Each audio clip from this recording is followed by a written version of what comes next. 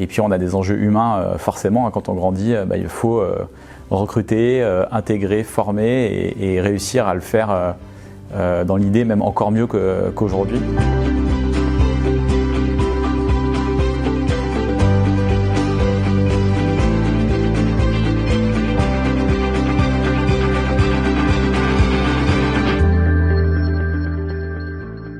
Donc Jérémy Collas, je suis le directeur général délégué du groupe OPNR, une entreprise dans le domaine de la rénovation énergétique de l'habitat, qui compte quasiment 500 salariés maintenant, avec 15 agences en France. Et on travaille et on accompagne tous les particuliers qui ont des enjeux sur la rénovation énergétique de leur habitat, un sujet dont on entend beaucoup parler en ce moment. Donc on a une croissance effectivement très forte qui a été basée sur plusieurs choses. La première, c'était de diversifier l'activité, puisqu'historiquement l'entreprise avait commencé par l'isolation des combles avec une filiale qui s'appelle Eurocomble. Et puis on s'est rendu compte que finalement qu'on pouvait aller plus loin et que un client avait besoin d'être accompagné sur d'autres projets.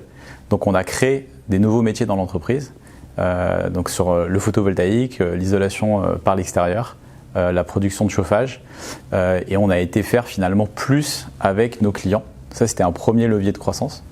Le deuxième levier, c'était de se dire finalement on est présent à Lyon, puisque l'entreprise est née à Lyon, mais on peut faire la même chose ailleurs. Et donc on a créé des agences pour aller résoudre des problématiques clients ailleurs qu'à Lyon. Et pour orchestrer tout ça, on a investi dans un bâtiment, dans un siège qui est basé au sud de Lyon, où on a centralisé toutes les fonctions support et notamment tout ce qui va être dans l'orchestration du chantier, parce que quand on fait de la rénovation énergétique, on a le droit à des aides, à un crédit d'impôt, etc. Mais le client, en fait, tout ça, c'est pas si simple. Donc, on a créé un vrai bureau d'études pour accompagner les clients.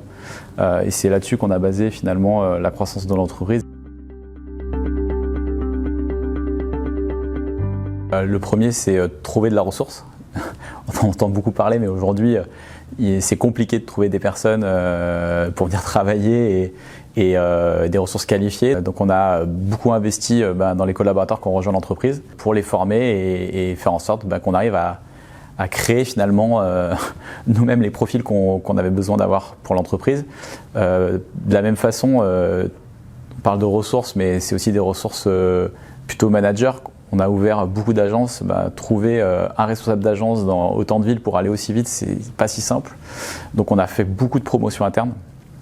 Donc pareil, ça a été un frein, mais indirectement on a essayé de trouver des solutions. Dans les enjeux stratégiques, on veut continuer à faire une belle croissance. Donc on a plusieurs enjeux importants. Le premier, c'est continuer à ouvrir des agences. On en a 15 aujourd'hui, on a un objectif d'en ouvrir 5 l'année prochaine. Donc ça va être une année riche. On a un enjeu de communication, puisque indirectement on a grandi très vite, sans forcément se poser sur l'identité du groupe, travailler sur la marque. Donc là on a vraiment la volonté d'aller amorcer ce chantier qui est un chantier important, et puis derrière de pouvoir lancer une campagne média et développer la notoriété du groupe. Et puis on a des enjeux humains forcément, hein, quand on grandit, il faut recruter, intégrer, former et réussir à le faire dans l'idée même encore mieux qu'aujourd'hui. Et des sujets de data, ça c'est des sujets aussi importants, parce que finalement on a un potentiel client historique qui est assez énorme. On fait à peu près 5000 chantiers de nouveaux clients par mois. On a un vrai sujet de se dire, cette data-là, elle a un potentiel énorme pour aller faire d'autres choses. Donc on a un sujet IT assez sympa pour aller amorcer ce chantier, qui est un sujet qui peut nous permettre d'aller chercher encore une croissance forte sur pas mal d'années. Donc globalement, voilà les enjeux qui nous attendent.